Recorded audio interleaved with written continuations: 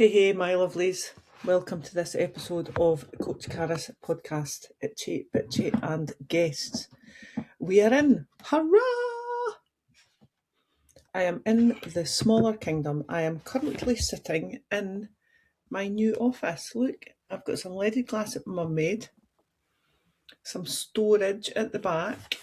So that box there is all my stuff. So I used to have a chest of drawers and I had to use it to fit into my wardrobe, so I need to get a new chest of drawers. So that's all my work stuff in there. All right, so it looks quite tidy. Not so much. We've still got some boxes, however, have everything that I need. Today's topic, my lovelies, I'm going to speak about gas and electric, and you're going to be like, what the fuck has that got to do with midlife?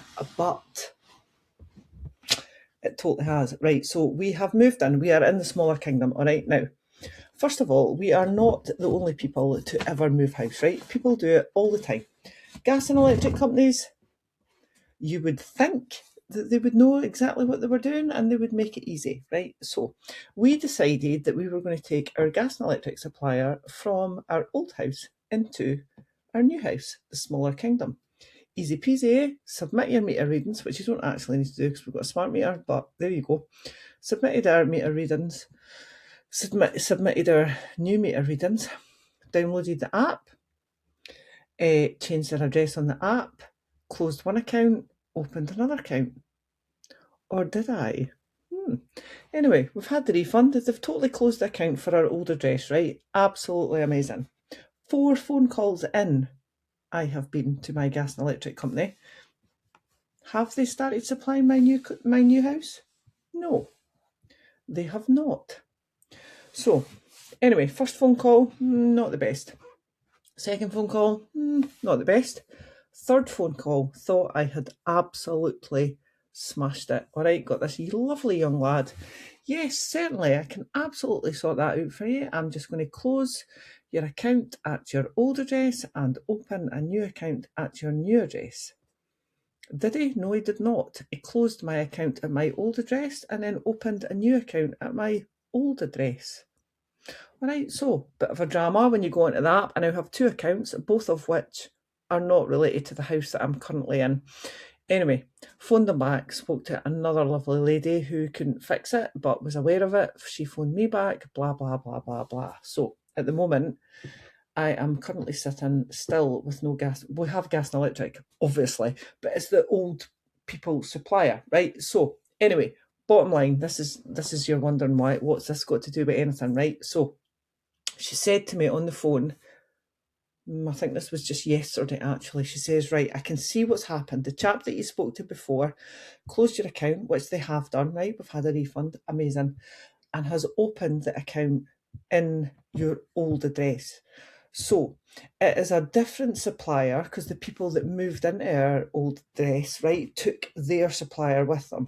So what I need you to do, Mrs. Banks, is I need you to phone the company of the people that have moved into your old address and tell them that you are not in that address anymore, right? And I'm like, no, this is not it's not my fault. I did not create this error. This is not my mess. It is entirely up to you, lovely lady person, to sort this out.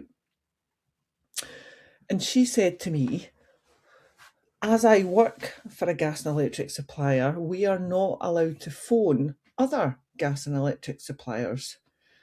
And I said, I don't care. I'm not doing it. I am not doing it. Right? Now, I was actually quite shocked. I was very polite, by the way, but I was actually quite shocked at me actually saying that, right? I didn't even think about it. She said, what I need you to do is phone the people that have moved into your old house's gas and electric supplier and tell them that it is not your account. And I instantly said, no, I am not doing that. This is not my problem. It is not my mistake. I did not create this mess. I am not fixing it. So 3 or 4 years ago, right, I absolutely would have said, yes, no problem, I will do that. I would have actually tied myself in knots trying to fix somebody else's problem. I'm just not doing it, right? And I think as women, we are conditioned, right, from a very young age. Don't really know why. Must be something to do with psychologicalness, all right? But sorry, that was me just putting a nicotine tablet in. I feel that I'm going to admit this more often, right? So I put a post up. I think I did them in advance. So I think it went up the Monday after we moved. Things that you didn't know about me. Go and scroll back my grid, all right, if you're interested. But one of them was that I am on a 12-week nicotine replacement plan. 12 weeks. I've actually been on it for 7 years. Anyway, I just slid one into my mouth like a ninja, although it wasn't a ninja because I've just realised that I'm being filmed, so I'm just admitting that, all right? So I'm going to speak about this. At one point, I am actually going to come off of these. Anyway, that was a by the by, right? So as women, right, we from a very young age, we are conditioned to be caretakers, all right? We are conditioned to fix things, right? You know the saying, if you want something done, ask a busy woman, because we're like, yeah, bring it on, I'll fix that, not a problem, blah, blah, blah, blah, blah, right?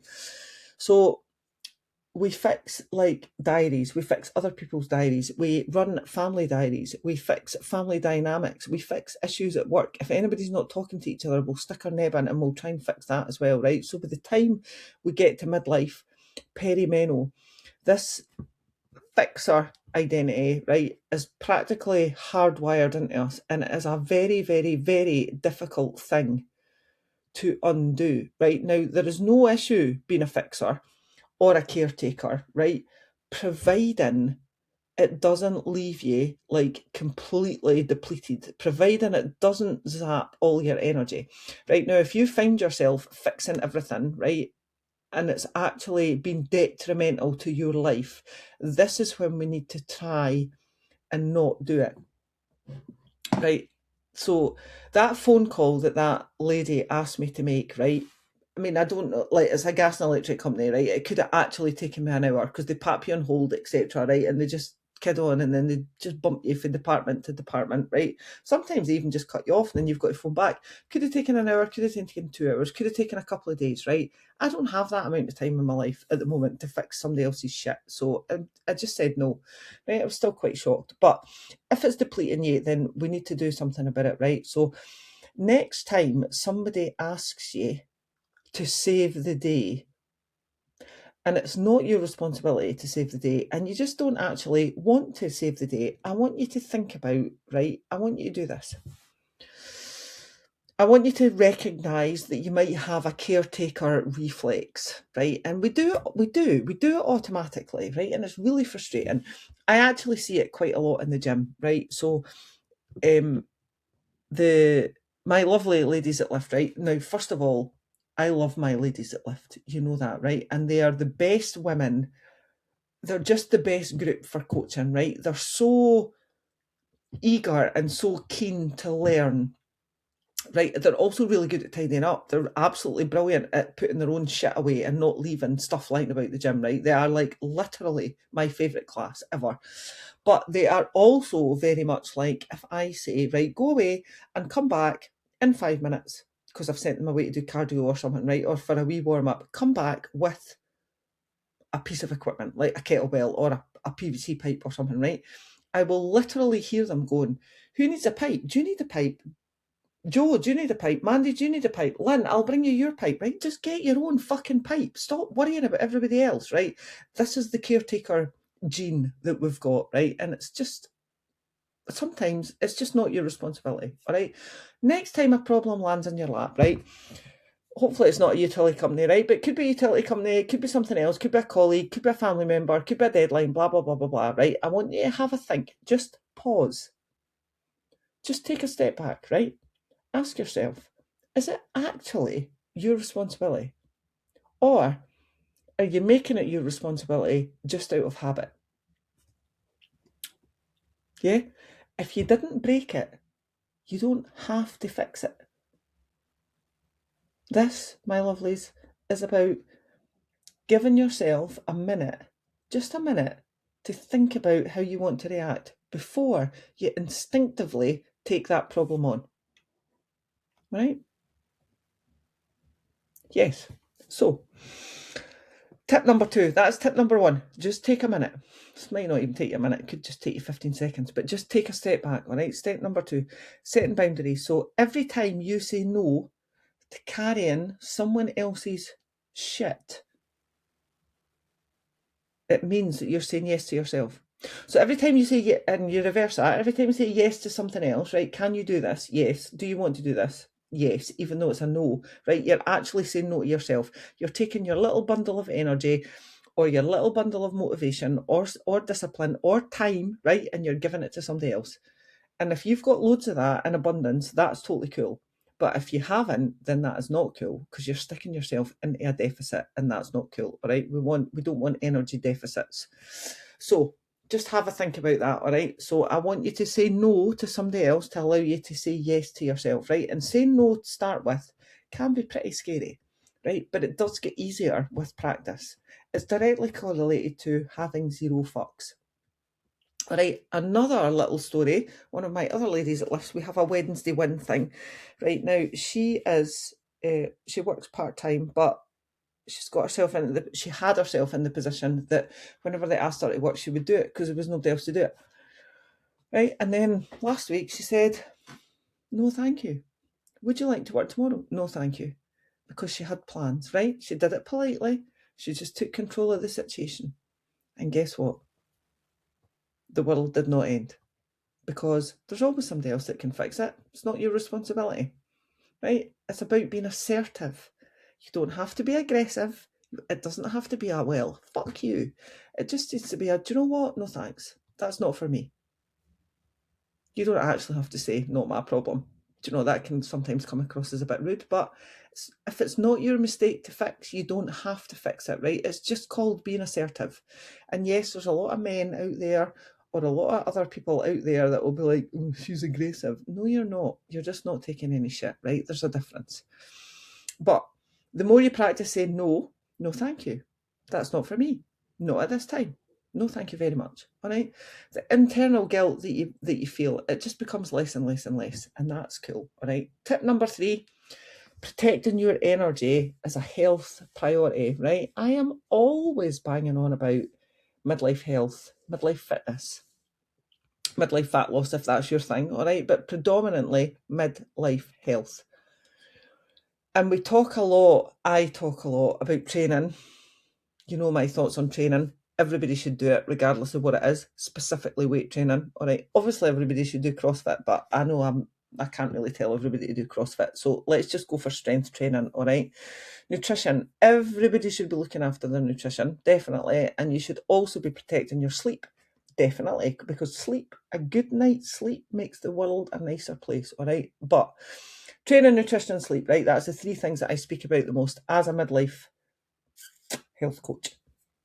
But protecting your peace of mind and setting your own boundaries, I think, is just as vital for your health as those other 3 things. All right. If you are given your limited daily energy, right? We all have limited daily energy. If you are given that and burning that and giving it away to other people, to your work, to just anybody that needs it, right? You have nothing left for yourself. You will have no energy left to do your workouts. You will have no motivation left to sort your nutrition out. You will have just no time left to make sure that you're getting your pre-bed routine in, right? So that you can get a decent night's sleep. So giving stuff away to other people, right, is absolutely cool if you have an abundance of that. But don't give everything that you have away to everybody else first, because that will leave you with nothing. All right, not cool, my lovelies. So next time, I hope none of you, I'm sure I will keep you updated. I'm sure you are super interested on the gas and electric story. But you can see that it is relevant to midlife, right? And it is relevant to this caretaker thingy bobber, gene, reflex, whatever you want to call it.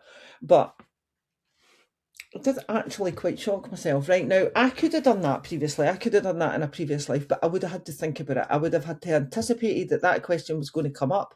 I would have had to think about it, convince myself that I wasn't coming across as an arrogant cow by saying no thanks. and then forcing myself to do it. I probably would have done it with a shaky voice, whereas now I'm at the stage I'm just like, do you know what? No, absolutely not. And I don't give a fuck what you think about me for saying no politely. Do you know, that's not my issue.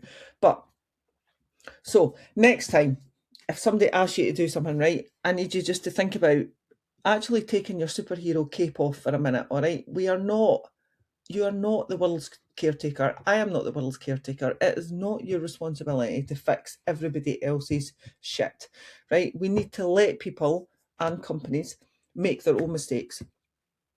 But it is also very freeing to say, do you know, no, thank you. It's not happening. Not happening. All right. That is my chat. Hold on, I have stuck myself in a small screen and I don't actually know how to get out of the small screen. Anyway, thanks very much for listening to my gas, electric and caretaking pod, my lovelies. As you know, I am in the smaller kingdom. We are in the smaller kingdom, actually, me and Cal and Jasper. Jasper is having a blast, by the way. He has all the new beds to sleep on. Anyway, thank you very much for listening. At the moment, it is Friday, the 12th of June. I have the launch tomorrow of the Momentum Foundation with Ailsa. So tomorrow, myself and Ailsa will be at Calendar House between 2 and 4 launching, basically doing a launch event for the Momentum Foundation, which is our attempt to form a charity and apply for charitable status for midlife women, because we believe that every single midlife woman deserves to have a space and a community that they feel safe in and that they can support each other to choose change in their life without being constantly sold to with special peri-meno things or special midlife things. All right, we have a couple of tickets left, ladies. I am going to pop the ticket thing link in the show notes on Spotify. However, if you would like to give me a follow, you can find me on Instagram as Coach Caris. You can find me on Facebook as Coach Caris. You can find me on Spotify and YouTube as, guess what, Coach Caris. You can also find me on Substack as the 58 Project, which is my kind of diary journal thing about why myself and Cal and Jasper decided to downsize at 52 years old, and why 58 is like a ticking time bomb in my head. Thanks for listening, my lovelies. Have an amazing week. Take off that caretaker badge and be fucking awesome. Bye bye.